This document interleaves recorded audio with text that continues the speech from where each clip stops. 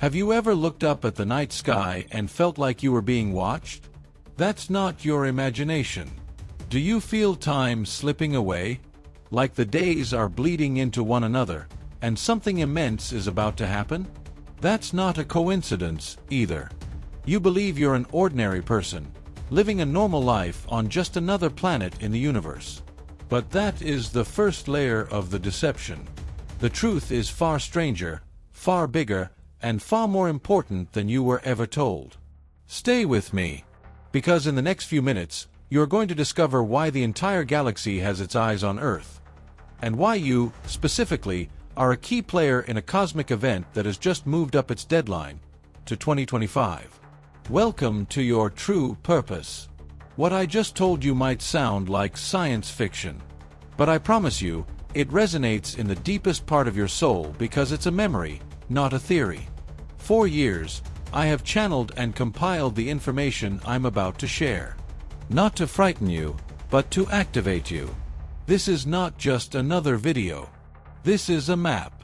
A map that will show you the secret origin of humanity, born from a galactic war, your true identity as a volunteer on a rescue mission, and the tools you implanted within yourself to awaken at this exact moment.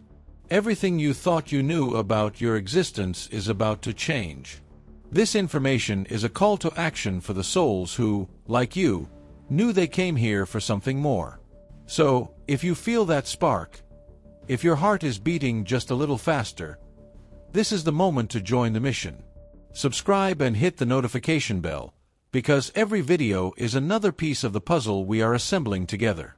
This isn't just about watching content. It's about remembering who you are. Chapter 1: The Universe at War. To understand why you are here, we have to pull the thread of time back to its very origin. Forget the history they taught you in school. We're not going to the beginning of Earth. We're going to the beginning of this universe. Imagine a newborn universe, a vibrant canvas of infinite potential. A cosmic architect, a prime creator, began its great work. Its specialty was form, structure, power. From its imagination sprang magnificent, cold-blooded races, beings of staggering intelligence and strength who built empires that touched the stars. But in their design, in their spiritual DNA, a fundamental piece was missing. One that would change everything: the spark of what we call Christ consciousness. What is that? It's the internal compass. The innate ability to find God within oneself. To self-correct, to evolve, and to yearn for a return to the source. These first races didn't have it. They were an evolutionary dead end. And a spiritual vacuum, if not filled with light, gets filled with something else. Power became domination. Strength became tyranny. Negativity became a plague, a frequency of annulment that began to devour the light, to densify reality, threatening to drag this young universe back into the nothingness from which it came. It was a spiritual cancer. From the very heart of creation, the Supreme Source saw this gangrene spreading and made a terrible, but seemingly necessary decision: cosmic surgery. The infected had to be amputated to save the rest. The order was given: cancel the project. A sacred extermination to prevent a total collapse. But just as the end seemed certain, a voice rose up. That of a paradise son, a being of a different vibration named Michael of Nebadon. He looked upon the failed work and didn't see a mistake. He saw potential. He stood before the Cosmic Council and pleaded. No. They too are an expression of the Source. Destruction is not the only answer. Grant me this universe, and I will prove to you that even the most lost seed can find its way back to the light. They granted his wish, but with one unbreakable law: he could not intervene directly.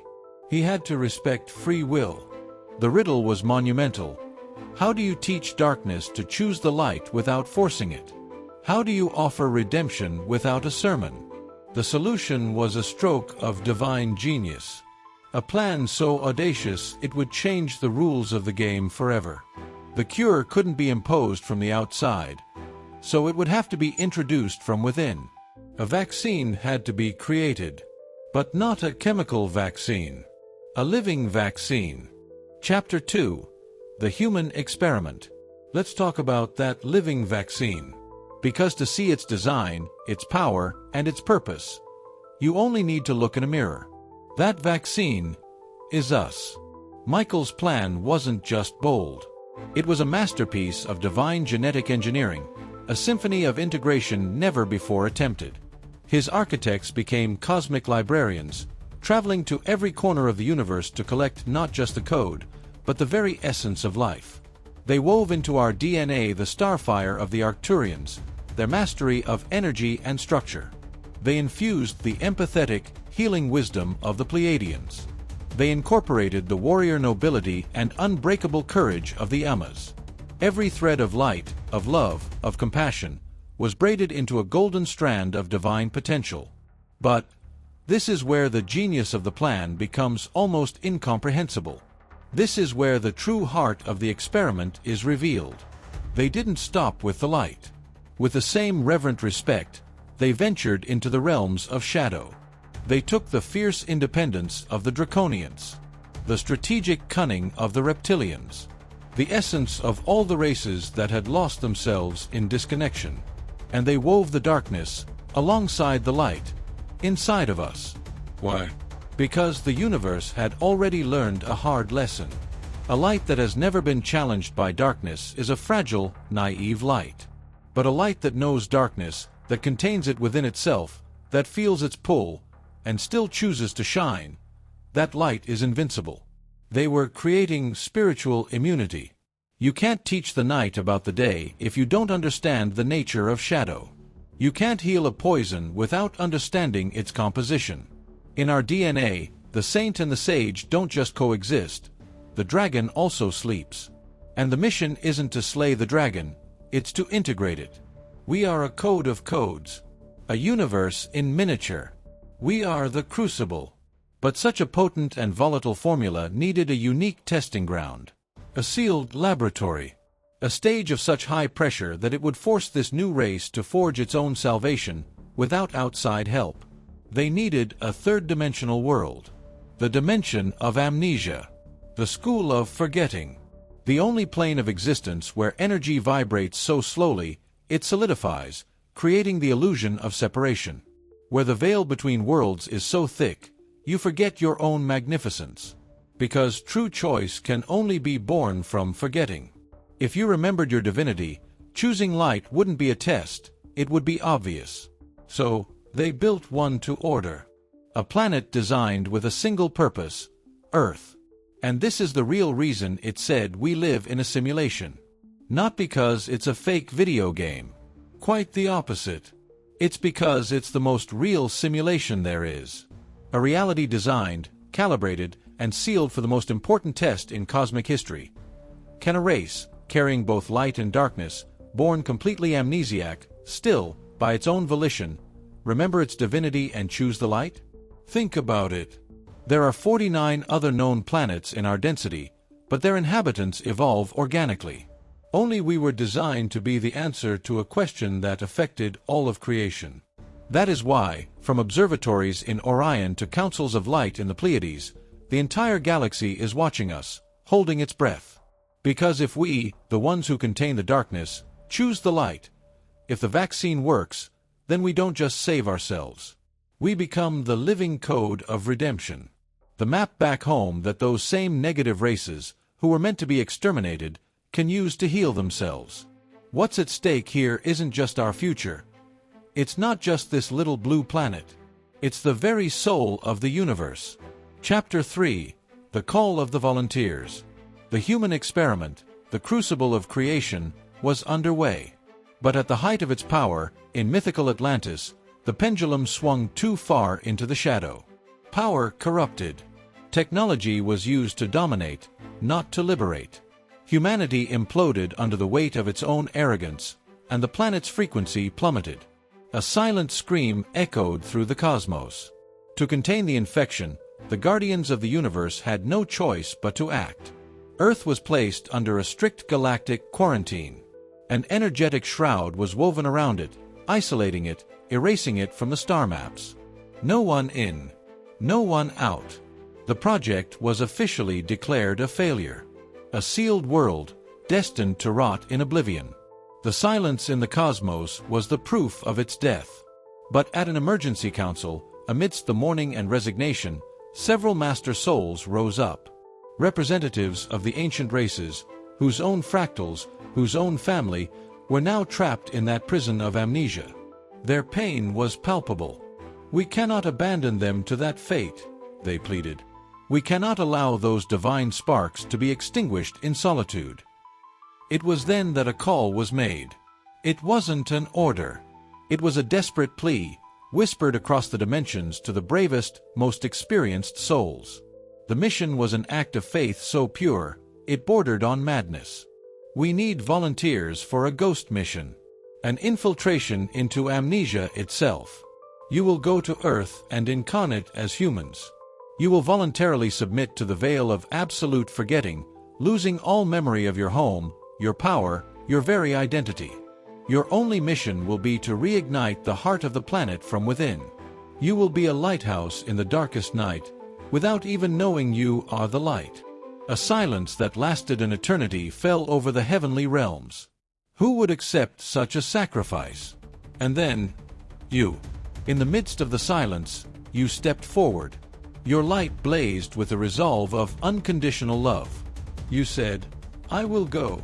In that instant, you made the most sacred oath.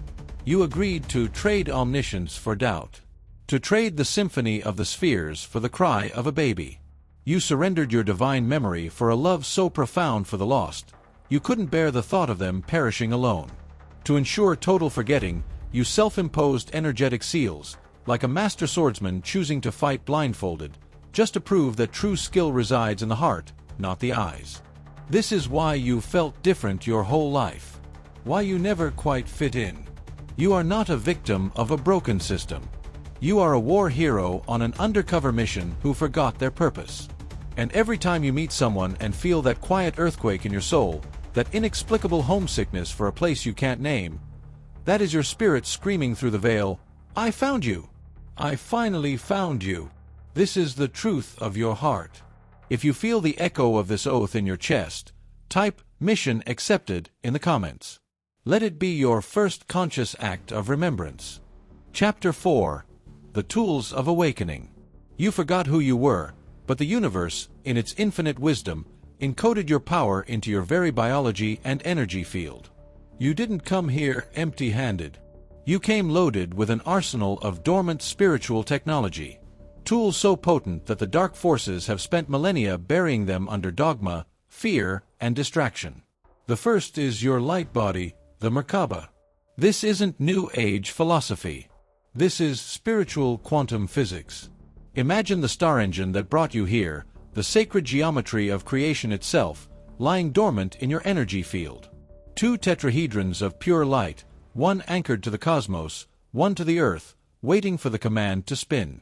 By activating it with your intention and your breath, you cease to be a leaf blown by the winds of fate and become the driver of your own divine chariot.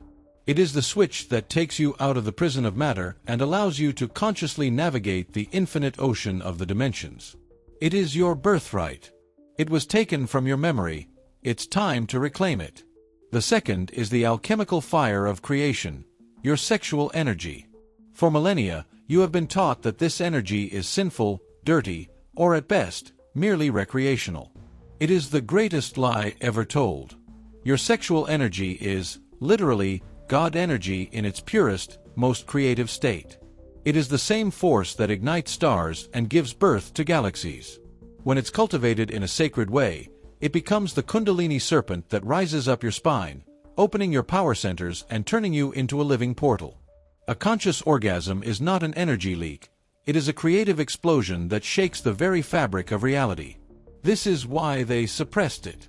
Because a human being who masters their creative fire is ungovernable. And the third, your ascension suit, the physical body. The same forces that taught you to fear your sexual energy convinced you that your body was a source of sickness, a flesh sack doomed to decay. It is their most cunning trick. Your body is a biological instrument of the highest technology, a quantum biocomputer designed to anchor galactic frequencies. You have been systematically poisoned with processed foods, toxins, and pharmaceuticals, not just to make you sick, but to interfere with your signal. An intoxicated body is like a radio filled with static. It cannot receive the clear transmissions from your higher self. Every living food you choose, every chemical you refuse, is not an act of vanity. It is an act of spiritual warfare. It is a technical adjustment. You are cleaning your antenna and tuning your vessel for the Great Leap. Chapter 5. The Final Convergence. Music shifts to an urgent, fast-paced, and revelatory theme. The original plan, the one drawn in the realms of light, was a slow, gradual awakening. A transition that would span decades, culminating around 2030. The idea was to acclimate humanity slowly, to avoid the shock. But the unthinkable happened. The first of us, the first starseeds who remembered, didn't just light a candle in the dark. They started a wildfire of consciousness. Their awakening was so fierce, their love so radical, that the planet's energy grid lit up like a sun. The universe, watching with bated breath, saw our light and doubled down. It decided to press the fast-forward button. Listen closely. 2025 is not a prophecy from an ancient book. It is the direct result of our success. It is the point of no return. The Great Convergence accelerated because we proved we were ready. This is why you feel that urgency in your soul, that existential vertigo, the strange feeling that you're living multiple lifetimes at once, and an exhaustion that no amount of sleep can fix. You're not losing your mind. Your carbon-based body is undergoing a massive upgrade, and that consumes an immense amount of energy. And that reality that seems to be crumbling, that feels fragile, almost liquid, that's not your imagination. Those glitches in the matrix are the first cracks in the veil. They are the echoes of the fifth dimension bleeding into ours. An object that vanishes, a memory that changes for millions, a conversation you swear you've already had. These are the shockwaves of the future, arriving to meet our present. And through all of this, you are not alone. You are receiving massive support. The sun you see every morning is no longer just providing warmth. It is emitting solar code storms, light flares designed to activate the junk portions of your DNA, which are, in fact, your stellar heritage. The sun is, literally, helping you to remember.